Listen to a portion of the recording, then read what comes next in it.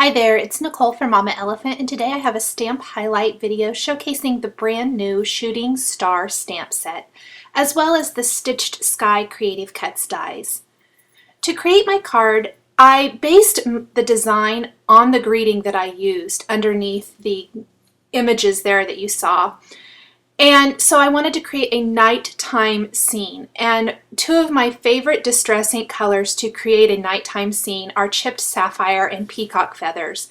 And I'm actually applying these to a piece of Tim Holtz watercolor paper, which is already sized. It's A2 sized, I guess is what I want to say, which fits the front of a standard size card. And I applied peacock feathers to maybe about the bottom third of the design, and then I'm applying the chipped sapphire to the top 2/3.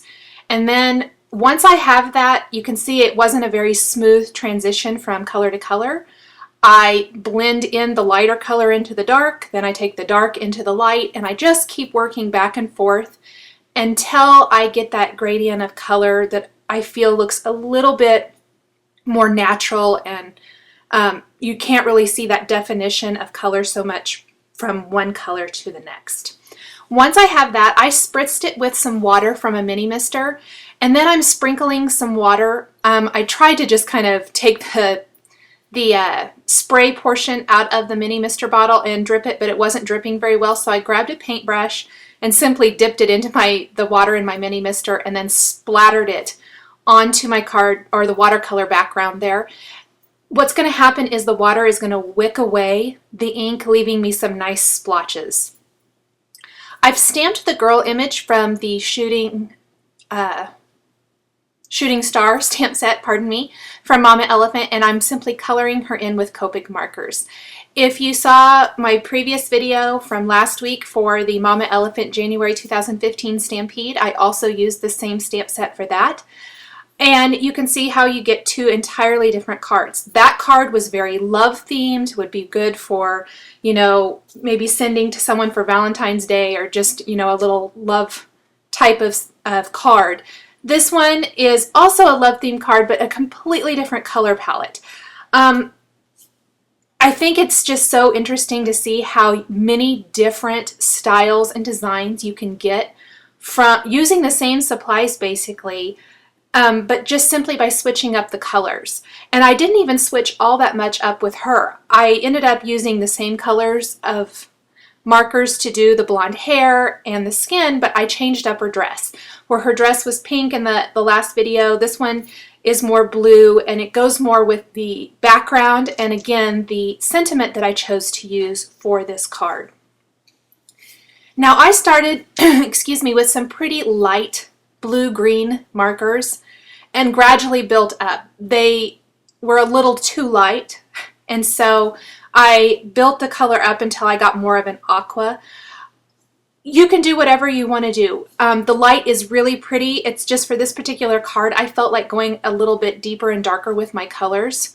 So I grabbed a couple of markers, a couple of numbers up from the ones I originally used, and just kept darkening the design of the dress until I got it to look the way I wanted to. And then I actually used the little dot technique that I like to do with Copic markers to add a little bit of texture to the dress as well. Now I colored her bow the exact same color, and then the star on her hair bow and also the star on her little handbag are going to be yellow. And I started kind of light with my yellow and ended up going darker.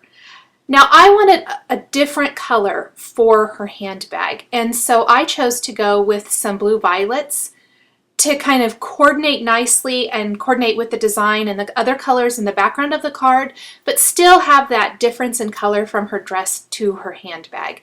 I didn't want to go with any pinks or any reds or anything like that for this Love You card.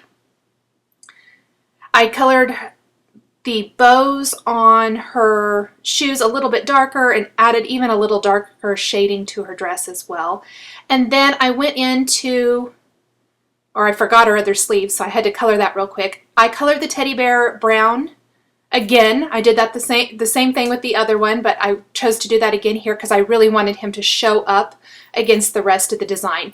Perhaps if I had done her hair or something a different color, I might have changed the color of the teddy bear, but I really wanted him to show up.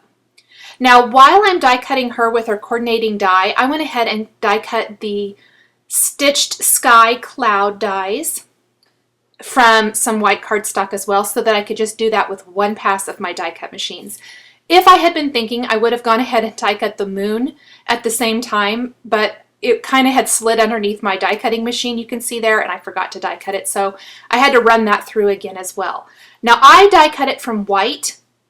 You could definitely die cut it from the color of cardstock you wanted to use for the moon if you had some yellowish orange or whatever. I just chose to take some Wild Honey Distress ink and ink up my moon.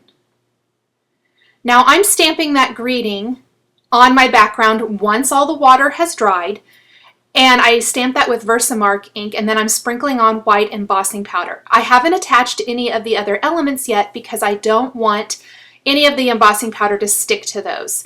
So I'm going to tap off all the excess and then heat set that before I add the stars to my background. If I missed anywhere, I can go ahead and add that embossing powder now. Then I'm going to take the small stars, or actually the I love you sentiment, pardon me, and stamp that below that longer greeting. And you can see I dropped it when I first placed it on there, which is going to give me a little spot there that has the embossing powder stuck to, and I simply wiped it off with my finger.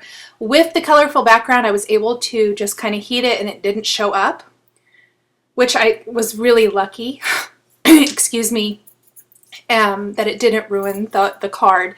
Then I'm taking those small stars from the Shooting Star stamp set, and there's a whole bunch of different stars. I'm actually using the solid ones for this card design, and placing them, I laid the other elements out on my card so I kind of had a guideline, and then stamped around those, and then I'll sprinkle on the embossing powder, and then just kind of, I'll have to tap the rest of that off. I did that over my trash can, and then I can heat set that.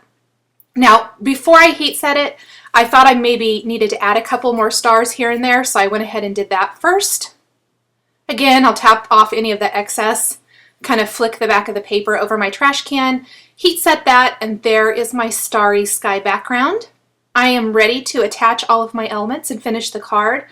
I am adhering the clouds with a little foam adhesive, and I want the girl to appear that she's sitting in the clouds, so I'm overlapping the smaller cloud over the larger cloud and then over part of the girl.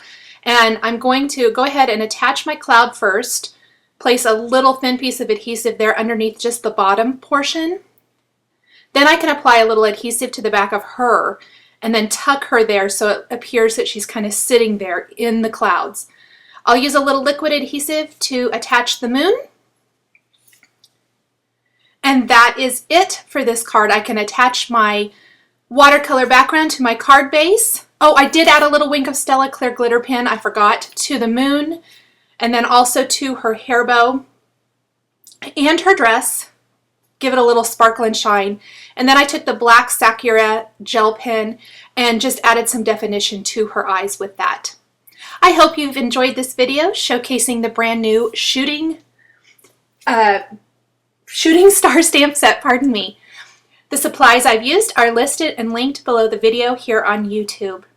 Please subscribe for weekly card making and stamping videos. Thanks for watching, and we'll catch you next time.